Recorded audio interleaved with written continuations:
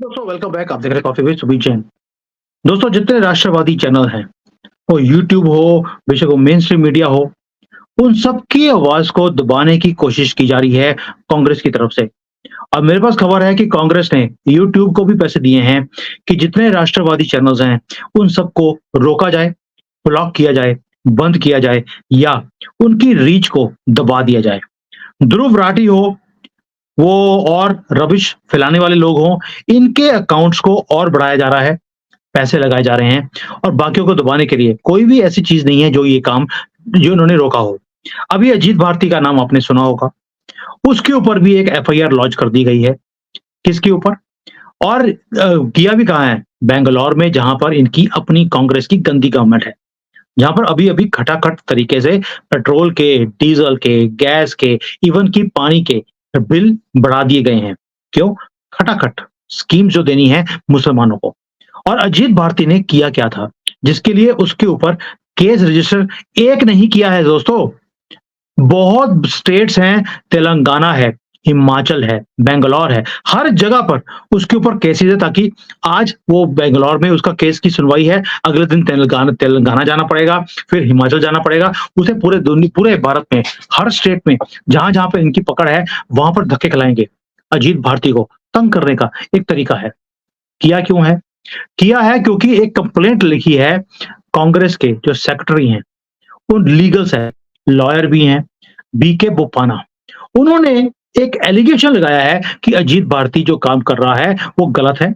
उसने गलत एलिगेशन लगाए हैं राहुल गांधी के ऊपर कि राहुल गांधी बाबरी मस्जिद दोबारा से रिस्टोर करने वाले हैं राम मंदिर के ऊपर।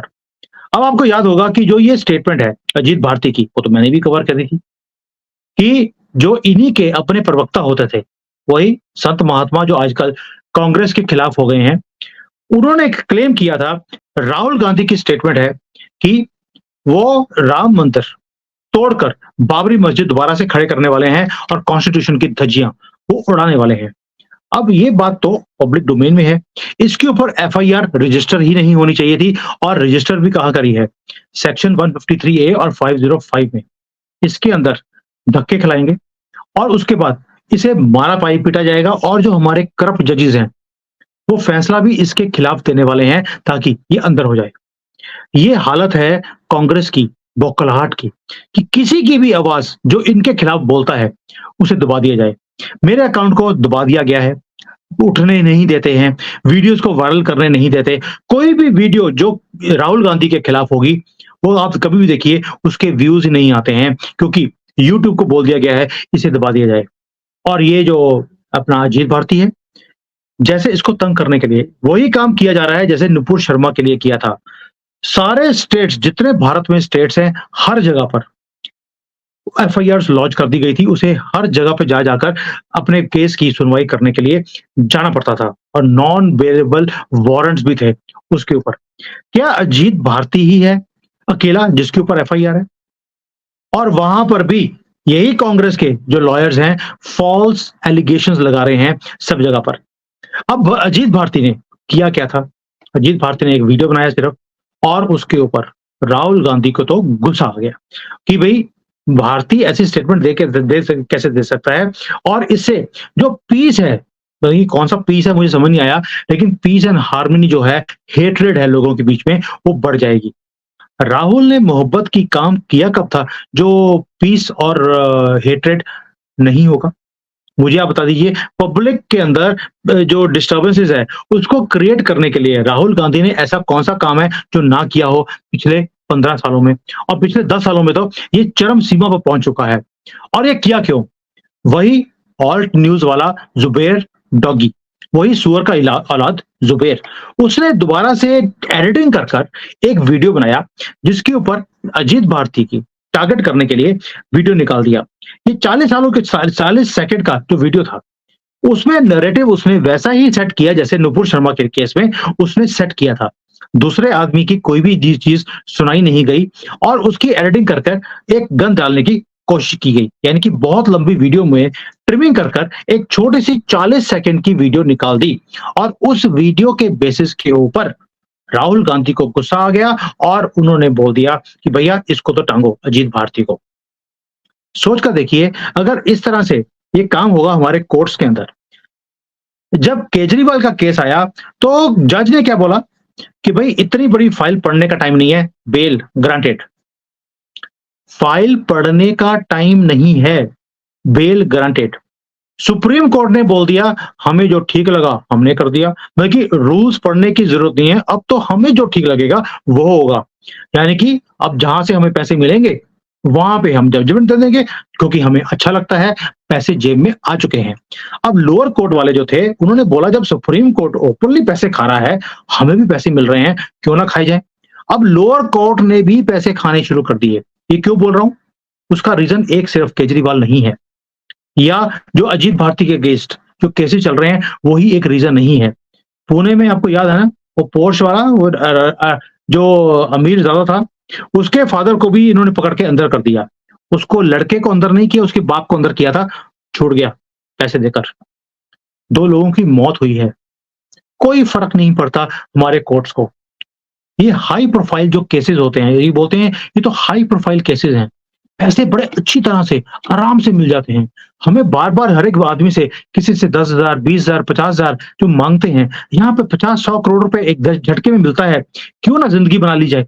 और बाकियों से जो छोटे-छोटे भीख माँगते रहते हैं, केसेस को सॉल्व करने के लिए, यानी कि उनके पक्ष में जजमेंट देने के लिए, करने की ज़रूरत ही नहीं है, और रिटायरमेंट ले लेंगे, आराम से बैठेंगे। और हमारे जो ये कोर्ट्स हैं, इनकी तो जो प्रॉपर्टीज़ हैं, वो ना तो डिक्लेयर करने की ज़रूरत है और ना ही उसके ऊपर कोई केस चल सकता है। ये क्यों बोल रहा हूँ? क्योंकि ये अकेला अजीत भारती का केस नहीं है दोस्तों, या कल को मेरे ऊपर केसेस होंगे, ये इसी का मामला नहीं है। आप देखिए, कांग्रेस या इंडिया अलायंस के जहाँ-जहाँ पे गवर्नमेंट्स हैं, वहाँ पर सारे जर्नलिस्ट को बार-बार तंग किया जा रहा है, जो देश की फ़ेवर में बोलते हैं और इनकी जो ये गंदे काम है, वो उजागर करते हैं। पंजाब हो, तमिलनाडु हो, तेलंगाना हो, कर्नाटका हो, सब जगह पे एक ट्रेंड आपको दिखाई देता है, जो इनके लिए क्रिटिकल हैं, उन्हें दबाया जा रहा है। अमन चोपड़ा का नाम आपने सुना होगा। राजस्थान के अंदर उसके ऊपर भी लीगल एक्शन लिया गया। कांग्रेस की गवर्नमेंट थी तब। बहुत केसेस इसके ऊपर डाले गए। क्यों? क्योंकि उसने, और वो अमन चोपड़ा था कौन? वो जर्नलिस्ट था न्यूज़ 18 का। उसने सिर्फ एक वीडियो बनाया था जिसमें लिखा था, देश झुकने नहीं देंगे। उसके ऊपर एफआईआर लॉन्च करी गई। कोर्ट के अंदर चले गए और तंग करने का कोई ऐसा षड्यंत्र नहीं है जो काम ना किया हो। ऐसे ही क्रैकडाउन तमिलनाडु में भी हुआ। वहाँ पर भी जो कांग्रेस की लाई गवर्नमेंट है डीएमके की, आपको मालूम है, वो भी उग्रवादियों के साथ खड़ी हुई दिखाई देती है। वहाँ पर भी उन्होंने जर्नलिस्ट जो थे, उनको तंग किया। बिहार के यूट्यूबर मनीष कश्यप, आपका केस याद होगा, उसके ऊपर भी तमिलनाडु पुलिस ने एनएसए के केसेस लगाए हैं उसके ऊपर, जर्नलिस्ट के ऊपर एनएसए के केस, नेशनल सिक्योरिटी एजेंसी के केस लगा दिए और महीनों तक वो जेल में सड़ता रहा आदमी, कोई कसूर नहीं था। लोकतंत्र वाला आपको याद है, कश्यप, उसके साथ भी ये कुछ किया इन्होंने, उसको भी छोड़ा नहीं है। और आप देखिए, जो ये शंकर था आदमी, यूट्यूबर तमिलनाडु वाला, उसके ऊपर भी इन्होंने डंडों से मारा है उसको, जेल में लेके जाकर। और उसने जो वीडियो बनाया था, और उसके आंखें जो हैं, आंखें बंद करके डंडों से पिटाई करी है, प्लास्टिक की पाइपों से मारा गया है उसे। कितने दिन उसको मारा गया, सिर्फ इसलिए कि उसने एक वीडियो बना दिया, इन लोगों के सच्चाई को उजागर करने के लिए। उसके बाद आप देखिए, इवन जो फेलिक्स गेराल्ड था, जो एडिटर था रेड पिक्स वाला, उसे यूपी से उठा लिया गया, जहां पर योगी जी की गवर्नमेंट है। नोएडा में उसको उठा लिया गया, अरेस्ट कर लिया गया, क्योंकि सिर्फ इसलिए क्योंकि उसने शंकर का वीडियो बनाया था, यानी कि इंटरव्यू लिया था। और केस क्या बनाया कि जो सीनियर पुलिस ऑफिसर्स हैं, उनके खिलाफ इस बंदे ने अपनी वीडियो में बोला है। ये अगर ऐसे फ्लिमसी चीजों के ऊपर केसेस बनेंगे भारत में, कौन देश के लिए, देश की हित के लिए कौन वीडियोस बनाएगा? और मोदी जी, मैं आपसे एक चीज पूछता हूँ, ये मैं सारी चीजें बता रहा हूँ आपको, दोस्तों आपको भी बता रहा हूँ कि ये सब कुछ हो रहा है भारत में। क्या जो देश के फेवर में बातें करते हैं, उन्हें उठाकर लेके जाया जाता है? क्या मोदी गवर्नमेंट उनके लिए खड़ी होती है? क्या नुपुर शर्मा के केस में उसके साथ गवर्नमेंट खड़ी हुई दिखाई दी? अब आप बोलेंगे कि भी उसको तो जेड सिक्योरिटी दे दिया था। जेड सिक्योरिटी के साथ साथ क्या उसकी फेवर में एक भी स्टेटमेंट आया, we stand with Nupur Sharma? ओ भाई, स्वीडन का जो प्रधानमंत्री है, वो खड़ा हो गया नुपुर शर्मा के साथ, हमारा प्रधानमंत्री खड़ा नहीं हुआ। जो ये बाकी के यूट्यूबर्स हैं, जिन्हें पकड़-पकड़ के अंदर किया जा रहा है, फिर जो वो जर्नलिस्ट हो, उन्हें पकड़ के अंदर किया जा रहा है। क्या इनके लिए एक भी चीज़ की गई गवर्नमेंट की तरफ से कि भई हम आपके साथ हैं, हम आपके लिए केस लड़ेंगे? एक भी आदमी नहीं है। और जो हमारे हिंदू हैं, उन्हें फ़र्क ही नहीं पड़ता। वो एक दिन ट्रेंड चलाएँगे, अगले दिन भूल जाते हैं क्योंकि जॉब पे जाना होता है। मुसलमान के खिलाफ एक स्टेटमेंट दिया था नुपुर शर्मा ने। सर तन से जुदा जुदा के आज तक थ्रेड्स हैं और हर रोज़ हज़ारों वीडियोज़ बनाई जाती हैं। पूरा सोशल मीडिया भर दिया गया है नुपुर शर्मा के खिलाफ। सिर्फ भारत में नहीं, इवन जो मुसलमान कंट्रियाँ हैं दूसरी, वहाँ से भी जो उनके कंट्री के हेड्स हैं, उन्होंने बोल दिया we will not accept this. और यहाँ पर भारत में जो देशभक्त हैं, देश के लिए बात करते हैं, उन्हें पकड़ के अंदर किया जा रहा है। किसी की उफ़ नहीं, ना भारतवासियों की, ना गवर्नमेंट की। और मोदी जी, आपके बहुत बड़े-बड़े लोग हैं, तेजिंदर बग्गा जैसे लोग, जो दिल्ली में हैं, उन्हें भी अरेस्ट कर लिया गया था। कहाँ पर? पंजाब पुलिस की तरफ से, क्योंकि उसके ऊपर एक एफआईआर लॉन्च कर दी गई थी। अगर ऐसे ही काम करते रहेंगे, कौन बोलेगा देश के लिए और आपके लिए? क्योंकि जिसके साथ कोई खड़ा होता है, उसके लिए ही बोला जाता है। दोस्तों, मैं आपसे सिंपल क्वेश्चन पूछता हूँ, जो देश विरोधी ये ताकतें हैं, कोई जर्मनी में बैठा हो, कोई अमेरिका में बैठा हो, जो देश के खिलाफ बोलते हैं, क्या उनके ऊपर कोई एक्शन होता है? क्या उनके ऊपर कोई एफआईआर लॉन्च की जाती है? वो भारत के नेशनल भी नहीं है, उन्हें वीज़ा भी मिल जाता है और भारत में बैठकर भारत के खिलाफ वीडियोज़ बनाते हैं, लोगों को भ्रमित करते हैं, तब कोई भी peace and harmony, religious harmony खराब नहीं होती है। कोई एफआईआर लॉन्च नहीं होती। Neither from government not from people. लेकिन इन कमीनों के खिलाफ, ये ऑपोजिशन के, ये पप्पू के खिलाफ कोई भी अगर वीडियो बनाई जाती है, या तो चलने नहीं दिया जाता और अगर गलती से चल गई, तो एफआईआर्स लॉन्च हो जाती हैं और उन्हें महीनों-महीनों, सालों-साल उन्हें सड़ने के लिए मजबूर कर दिया जाएगा जेल के अंदर। दोस्तों, अगर ऐसा ही चलता रहा, तो इस देश में हिंदुओं के लिए, सनातनियों के लिए और इस देश की गवर्नमेंट के लिए, इस देश के लिए बोलने वाले कोई निकलेंगे नहीं।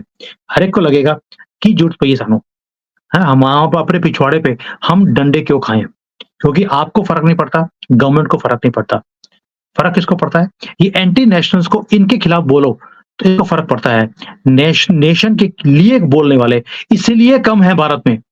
हर एक को लगता है यार सानू की, और ये सानू की के कारण ही 1000 से सालों से हम गुलाम रहे। मैंने ये मुहिम सिर्फ़ अपने देश के लिए शुरू करी है। चाइना जैसी मुश्किल कंट्री में रहता हूँ मैं, जहाँ पर बोलने की परमिशन नहीं है, मैं फिर भी हिम्मत दिखाता हूँ, अपने देश के लिए बोलता हूँ।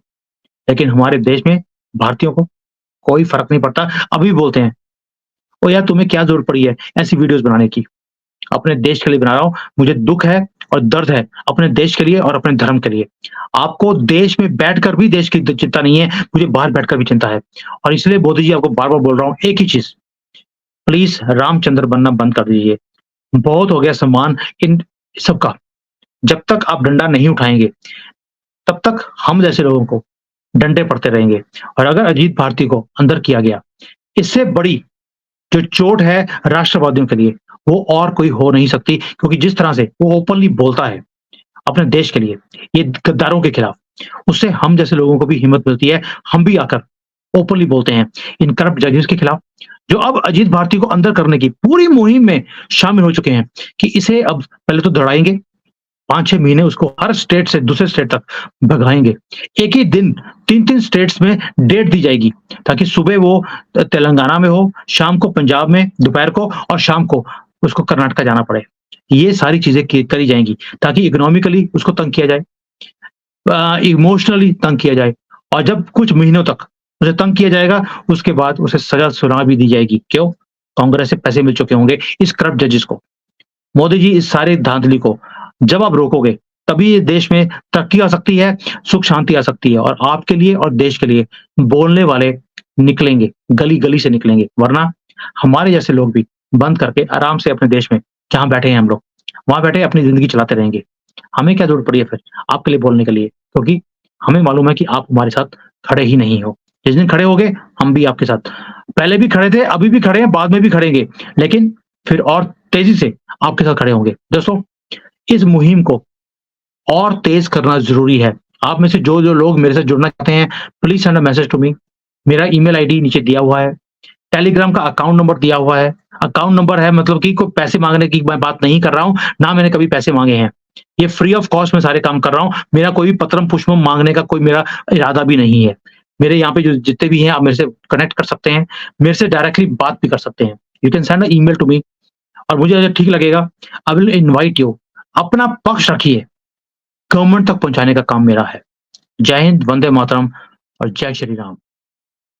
Hi there. If you liked the video, please don't forget to smash the like button, subscribe to our channel, and activate the bell icon so that you receive all notifications whenever we upload a new video. Thanks for watching.